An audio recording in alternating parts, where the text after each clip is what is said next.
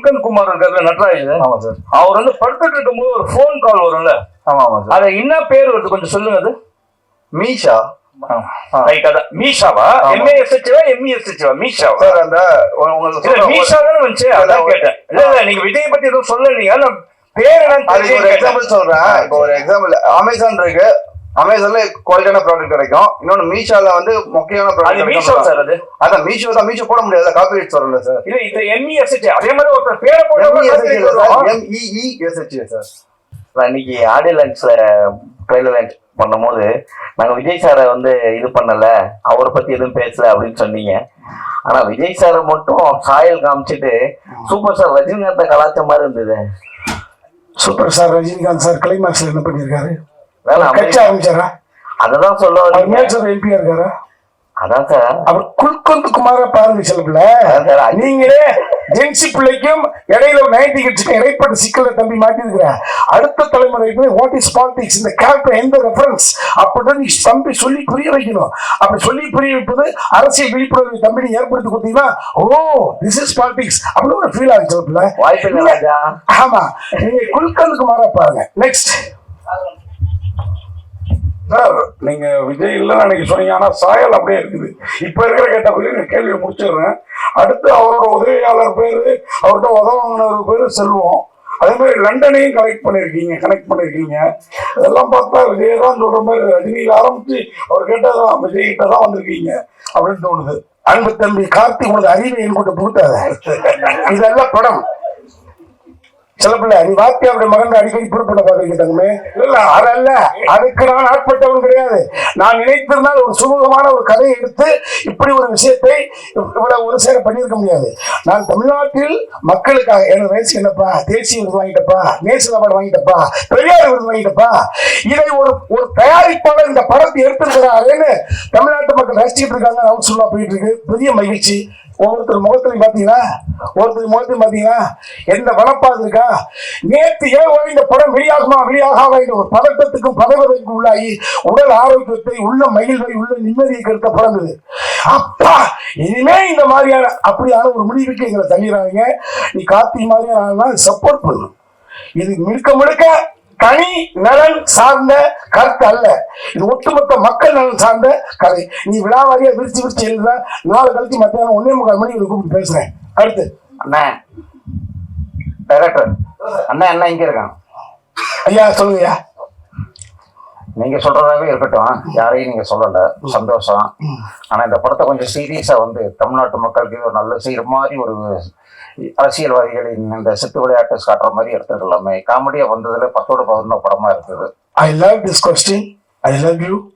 சட்ட திட்டங்கள், தேர்தல் ஆணையம், விதிமுறைகள், எவ்வளவு சிக்கலுக்கு நடுவில் இந்த படம் இப்படி யோசிச்சு எடுத்து ஒரு சேலஞ்ச். 10 நிமிஷம் ஒத்துப்பி நினைக்கிறேன். இந்த கதையை தூடுறது ஒரு சேலஞ்ச். இன்னைக்கு ஒரு படைப்பை கொண்டு பத்திரிகையாளர் முன்னால கொண்டு வந்து நிறுத்திட்டோம் அப்படின்றதே பெரிய விஷயம். நீங்கள் ஆசைப்பட்ட பிரகாரம், நான் ஆசைப்பட்ட பிரகாரம் அந்த படைப்பு சுதந்திரத்தை 100% அந்த கொக்கரிப்பு உணர்வோடு கொட்டி தீர்த்திருந்தால் பணம் வந்திருக்காது, பணம் இருக்கும். நான் வீட்டில் தூங்கிருக்கணும். இந்த சீரியஸான கதையை நீங்க 3 பேருமே காமெடி பண்ணி கெடுத்துட்டீங்க. காமெடியாவே முடிஞ்சிருச்சு. அப்புறம் காமெடி ஒர்க் அவுட் ஆயிடுச்சுல, எங்க ஆசை காமெடியா ஒர்க் அவுட் ஆக முடியல. அடுத்து மாமா கிட்ட கேளுங்கப்பா, எங்களோட குருநாதர்ப்பா செஞ்சு. சார் இயக்குனருக்கு ஒரு கேள்வி. சார் இந்த குல்கன் குமார் இருக்காருல்ல நடராஜ். ஆமா சார். அவர் வந்து படுத்துட்டு இருக்கும்போது ஒரு போன் கால் வரும்ல. ஆமா ஆமா சார். அது என்ன பேர் வருது கொஞ்சம் சொல்லுங்க. அது மீஷா. ரைட். அதான் மீஷாவா? MASHவா MESHவா? மீஷாவா சார்? அந்த உங்களுக்கு மீஷா தானே வந்துச்சு, அதான் கேட்டேன். இல்ல இல்ல நீங்க விஜய் பத்தி எதுவும் சொல்லலீங்க, நான் பேர் அதுக்கு ஒரு எக்ஸாம்பிள் சொல்றேன். இப்போ ஒரு எக்ஸாம்பிள் அமேசான் இருக்கு. அமேசான்ல குவாலிட்டியான ப்ராடக்ட் கிடைக்கும். இன்னொன்னு மீஷோல வந்து முக்கியமான ப்ராடக்ட் மீஷோ சார். அது அதான் மீஷோ தான். மீஷோ போட முடியாது, காப்பிரைட் வரல சார். இல்ல இது MESH. அதே மாதிரி ஒரு பேரை போட்டா MEESH சார்.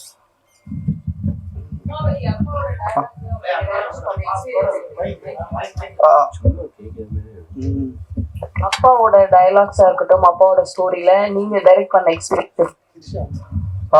ஆமா, இது ஆக்சுவலா கொஞ்சம் சேலஞ்சிங்கானதான் மேம். லைக் உங்களுக்கு தெரியும், ரூல்ஸ் அண்ட் ரெகுலேஷன்ஸ் ரொம்ப ஸ்ட்ராங்கா இருக்கு. நம்ம யாருமே இப்ப சொல்ற மாதிரி ஒரு பர்சன் எடுத்தோம்னா டிஃபர்மேஷன் போட்டு நம்ம என்ன வேணாலும் பண்ணுவாங்க. நம்ம ரிலீஸே பண்ணிருக்க முடியாது. அவங்க எல்லாமே நடந்தது பிஹைண்ட் த சீன்ஸ் வந்து, ஏன்னா லைக் எல்லாருமே பிடிச்சவங்க இருப்பாங்கல்ல, நடந்தது. பட் எல்லாமே படம் பார்த்துட்டாங்க. பார்த்ததுக்கு இது அவங்க கிடையாது. ஏன்னா இப்ப இந்த ஒரு கான்ட்ரவர்சி திருப்பி போயிட்டு இருக்காது. தேவையில்லாம நாங்க திருப்பி அதுலயே மாட்டிட்டு இருக்கோம், லைக் லூப்ல மாட்டின மாதிரி. ஸோ சேலஞ்சிங்கா இருந்தது. பட் எல்லாருமே என்ஜாய் பண்ணி எடுத்தோம் மேம். நீங்க பாத்துருப்பீங்க, சரி ஒரு கேரக்டர் வந்தாலும் ஒரு குழுக்கு வந்து அவர் ஒரு ஹிந்தி எப்படி பேசினாலும் என்ஜாய் பண்ணிருப்பீங்க. MS பாஸ்கர் சாரோட அந்த ஸ்லாங் என்ஜாய் பண்ணிருப்பீங்க. ஸோ நாங்களே எடுக்கும்போது என்ஜாய் பண்ணிருக்கோம். ஸோ அந்த சேலஞ்சிங் ரொம்ப இன்ட்ரெஸ்டா இருந்தது. பிரதர், நீங்க கதை எழுதும் போது இதை நட்டீஷ் சார் நடிக்கணும்னு எழுதுனீங்களா? இது ஒரு நல்ல தங்கச்சி, நல்ல கேள்விப்பா. பட் இது ஒரு எழுதுற பொழுது ஒரு இது நீங்க ஒன்று இளம் வயது பிரகாஷ்ராஜ் அல்லது சத்யராஜ் சாரு, ஒரு எஸ் சூர்யா, இப்படிதான் தோணும். நமது பட்ஜெட்டுக்கு ஆமா ஏழைகளின் ஹீரோ சத்த நாடு போட்டும் நல்லவன் நட்டி தான் எங்களுக்கு கிடைச்சாரு. ஆமா, இப்ப கண்டென்ட் தான். ஸோ கண்டென்ட் வந்து அதே அவர் உடல் மொழிக்கு எல்லா கதாபாத்திரங்களும் பொருந்தி இருந்தது. இது இவன் ரசிச்சா, அது அன்னைக்கே பாதி சொல்லிட்டேன், இவன் ரசிச்சா எடுத்தா. ஆமா, இந்த படத்துல உங்களுக்கு கட்டுப்பட்டு வெளிவர முடியாத வசனங்கள் என்ன அப்படின்னா, அதுக்கு வேற ஒரு சந்தர்ப்பம் இருக்கு, வேற ஒரு மேடை இருக்கு, நிறைய கேள்விகள் கேளுங்க. அப்போ உங்களுக்கு ஃபுல் என்டர்டைன்மெண்டா இருக்கும். நீங்க ஆசைப்பட்டு வர முடியாமல் தடுக்கப்பட்ட வசனங்கள் என்ன அப்படி கேளுங்க. அது தம்பி மீனாட்சி பார்த்துட்டு இருக்காங்க.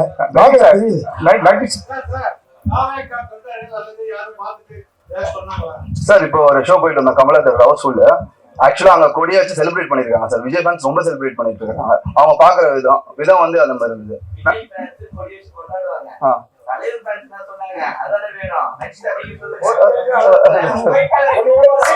சார் சார் அது தப்பு இல்லை சார். இல்ல சார், ஆக்சுவலா அதுல என்ன அவர் தப்பா காட்டலையே. அவர் அங்க என்ன தப்பான்னு கூட இருக்கவங்க யாரும் சரியில்லைன்னு சார் நம்ம போர்ட்ரேட் பண்ணிருக்கோம். நட்டி சார், நீங்க கிட்டத்தட்ட எல்லா அரசியல் தலைவர்கள் நடிகரோட சாயல் வந்து உங்களோட இதுல இருக்கு. அது புரிஞ்சுக்கிட முடியுது. இந்த ஒரு வார காலம் இந்த படம் ரிலீஸ் ஆகுது, மிரட்டல், அன்பான விமர்சனம் இதெல்லாம் எப்படி இருந்தது? போன் எல்லாம் எடுக்கிறீங்களா? நான் போன் எடுக்கிறேன் சார். எனக்கு அந்த மாதிரி எந்த ஒரு டிஸ்டர்பன்ஸும் வரல சார். என்ன திட்டியோ இல்லை இந்த படத்தை பத்தி தவறா சொல்லி எதுவுமே வரல சார். படம் பார்த்த நண்பர்கள் வந்து எனக்கு மெசேஜ் அனுப்பிச்சாங்க, ரொம்ப நல்லா இருக்கு, குல்கன் குமார் நிஜமா அப்படியே வாழ்ந்துடா அப்படின்னாங்க. சார், ஏற்கனவே இந்த படத்தோட ட்ரெய்லர் ரிலீஸ் ஆனப்போ ஆதவர்ஜனா ஒரு மிரட்டல் கொடுத்திருந்தாரு, படத்தை எப்படி ரிலீஸ் பண்றோம் பாத்துடலாம் அப்படின்னு சொல்லிட்டு. அது என்ன சார் ஆச்சு? மிரட்டல் இப்போ வந்து பணிச்சிட்டாரா இல்ல ஏதாவது பதில் சொல்லியிருக்காரா? அப்படிலாம் எதுவுமே இல்ல. நம்ம தம்பி ராமையா சார் தான் அதை பத்தி பேசினாரு. அவர்கிட்ட கொஞ்சம் கொடுங்க சார். அந்த அன்பு சகோதரர் ஒவ்வொருத்தரும் ஒரு இடத்துக்கு வருவதற்கு பின்னணியில் பிகைண்ட் ஸ்கில்ல கடுமையான உழைப்பு இருக்குது. யாருடைய உழைப்பையும் யாரும் களவாடக்கூடாது, எள்ளி நகையாடக்கூடாது. நாங்கெல்லாம் இவ்வளவு கஷ்டப்பட்டு தான் நான் மாமாலாம் இந்த இடத்துக்கு வந்திருக்கோம். உழைப்பை மட்டுமே மேலிருந்து வாரியா நுனிப்புள்ளை மேய்ந்து விட்டு தலைப்புச் செய்து வரக்கூடிய நீங்களும் அப்படித்தான். ஒவ்வொருத்தரும் இந்த மீடியாவுக்கு வந்து எத்தனை வருடங்கள் ஆகிவிட்டது. உங்களுக்கு பிறகு வந்தவர்கள் போனவர்கள் நீங்க ஒப்பிட்டு பார்த்தீங்கன்னா அந்த நிம்மதியோடு உங்களால இருக்க முடியாது. அப்போ வந்தா அதை பண்ணா ஒரு கான்ட்ரவர்சி கிரியேட் பண்ணா வீடு வாங்கிக்கணுமே, ஃபீல் பண்ணி நீங்க உட்கார மாட்டீங்க. இப்போ வந்தா நான் வந்து நாமட்டை சேர்த்துடா விஷயம் தெரியுமா? கார் 2 காரம் ஒப்பிட்டு பாத்தீங்களா? பார்த்துக்க முடியாது, பார்க்க மாட்டீங்க. அதனால இந்த அமைதியோட இங்க உட்காந்துருக்கீங்க. நான்லாம் வந்த புதுசுல எனக்கு பிறகு எத்தனை பேரு இப்ப என்ன தனியா கூப்பிட்டு கட்டிங்கன்னா என்னென்ன வச்சிருக்கிறீங்க? என்னை நான் வச்சிருக்கேன் அப்படிங்க, என்னை நான் வச்சிருக்கிறேன் அப்படிங்க. இது உண்மை, இவனுக்குமே தெரியாது. ஸோ கலைக்காக நாங்கள் கலை இதை ஏதாவது புதுசா பண்ணிட முடியுமா? நான் ஏன் சார் நடிச்சிருக்கா சார் இவ்வளவு போட்டு போறதுக்கு? இந்த ஒரு படைப்பை பண்ணிட்டு நீங்க அனுசரணையா ஆதரவாக மக்கள் கொண்டாட ஆரம்பிச்சுட்டாங்க. ஸோ அந்த நம்பிக்கையில மேல பேசிட்டு இருக்கோம். அடுத்து எங்க மாமா எடுப்பாருங்கப்பா சார். பொலிட்டிக்கல் சட்டையர்னு சொன்னீங்க படம் சார். தமிழக சார் பொலிட்டிக்கல் சட்டையர்னு சொன்னீங்க. அரசியல்வாதிகள் நிறைய பேர் இல்லாம பொதுவா வந்து நிறைய ஆர்டிஸ்ட் மையப்படுத்திய படம் பண்ணீங்க. அதாவது வந்து ராஜ்யசபா கமல் சார்ல இருந்து ரஜினி சார் இருக்கும். அது மாதிரி எல்லா வந்து நடிகர்களை மத்தியும் மையப்படுத்தி பண்ணியிருக்கிற மாதிரி ஒரு அது உங்க கண்ணாடி அப்படி காமிக்குது. தம்பி கண்ணாடி போட்டுருக்கீங்கள, நான் கண்ணாடி போடாம பார்த்தேன் குல்கன் குமாராவே தெரியும். உங்களோட கற்பனை தூக்கி இந்த கதாபாத்திரத்துல பூத்தீங்கன்னா அது ஒரு ஸ்கிரிப்ட் பண்ணி எழுதி கொடுங்க தம்பி, நல்ல காசு கொண்டு கொடுங்க.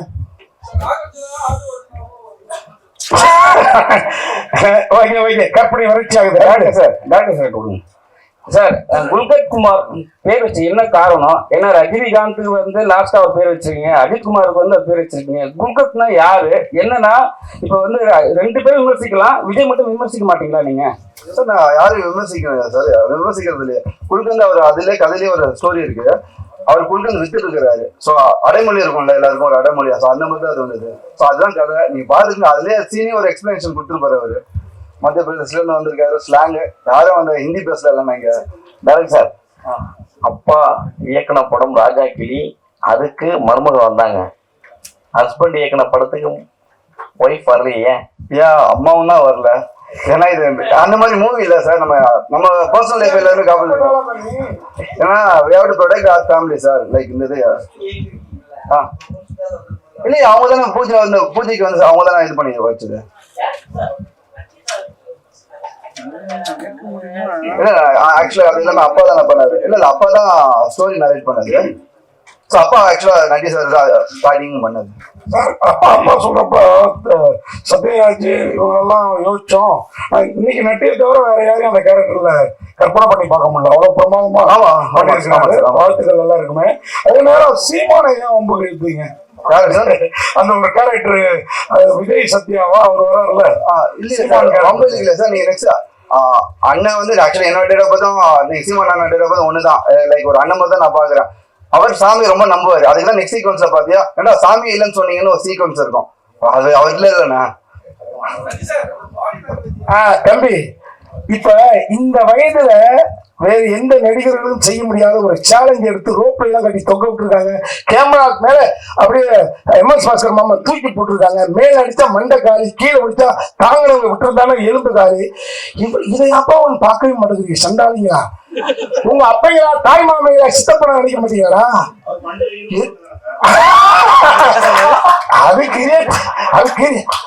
அதை நினைச்சு கேட்பீங்கன்னு நான் ஒரு ஏக்கத்தோட காத்துட்டீங்கன்னா, என்ன மாமா என்ன மாப்பிள்ள கொய்யால நம்ம மேல இறக்கமே பார்க்க மாட்டேன்.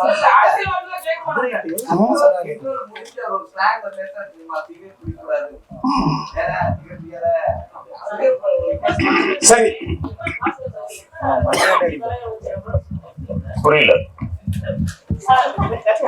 மைக்கு கொடுங்க அவர்கிட்ட. சொல்லுங்க.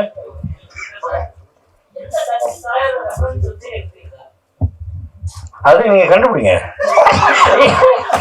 அது நீங்க கண்டுபிடிங்க. யாருன்னு கண்டுபிடிங்க பார்ப்போம். இல்ல கண்டுபிடிச்சிட்டோம் சார். நம்ம கண்டுபிடிங்க சார் யாருன்னு. நீங்க சொல்ற ஒரு பர்சன் நவம்பர்ல தான் ஜாயின் பண்ணிருப்பாங்க. அது ரெஃபரன்ஸ் இல்ல. ரெஃபரன்ஸ் அவர் எப்ப ஜாயின் பண்ணாலும் உங்களுக்கு தெரியும். நம்ம படம் பூஜை நீங்க போயிட்டீங்கன்னா கிடையாதுங்க. சில சார் இல்ல அறவைத்துறை கொடுத்துருக்கீங்க மினிஸ்டர். இல்ல கேட்டீங்க, பதில் சொல்றதுக்குள்ள நீங்க மறுபடியும் கேட்டு நான் என்ன பதில் சொல்றது? எனக்கு மனசுல நான் வச்சிருந்தது ஐயா காலம் சென்ற தாமரைக்கனி அவர்கள். அவர் தாங்க நான் மனசுல வச்சு இது பண்ணேன். நீங்க அது வேற யாரை கூடவும் நீங்க கம்பேர் பண்ணிக்கிட்டீங்கன்னா அது உங்களுடைய பார்வை. அதுக்கு நான் என்ன பண்ண முடியும் சொல்லுங்க. சரி போன கிளம்ப மணி எல்லாரும் வீட்டுக்கு போகணும், நான் ஊருக்கு போகணும். அத்தனை பேருக்கு நன்றி, அத்தனை பேருக்கு நன்றி, அத்தனை பேருக்கு நன்றி. இது ரெகுலர் படம் இல்லை, ஒரு பொலிட்டிக்கல் அட்வென்ச்சர். 3 தலைமுறைக்கு முன்னால உள்ளவர்களுக்கு புரிந்த அந்த அரசியல் அனுபவம், 50 வருஷத்துக்கு முன்னால நடந்த சம்பவம், 30 வருஷத்துக்கு முன்னால நடந்த சம்பவம், இப்ப 15 வருஷத்துக்கு முன்னால நடந்த சம்பவம் இப்போதும் நடந்துட்டு இருக்கும். அரசியல கதாபாத்திரங்கள் கேரக்டர்ஸ் மாறும், பட் அந்த உணர்வுகள் ஒவ்வொரு காலகட்டத்திலையும் இருந்துகிட்டே இருக்கும். ஸோ ஒரு அரசியல் மணிவன் சார் இருந்தாங்க, அது கொடுப்பாங்க. ஒரு என்னை சுற்றி இருக்கக்கூடிய சகோதரர்களுக்கு தெரியும், அரசியல் சட்டையர் பண்ணணும்னு ஆசைப்பட்டோம். அரசியல் சட்டையர் தான் அது. இது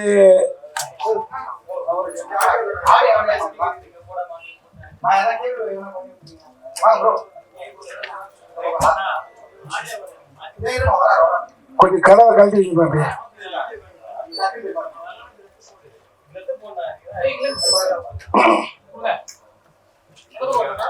கடமையா வந்துருச்சா? வரலன்னா கூட வந்துருச்சு, போய் சொல்லுப்பா. அக்கா கடை வாங்கிக்கங்க. ஆடியவன் இது வரைக்கும் பேசாத பேசணும். ஏதோ தம் கட்டுறானப்பா.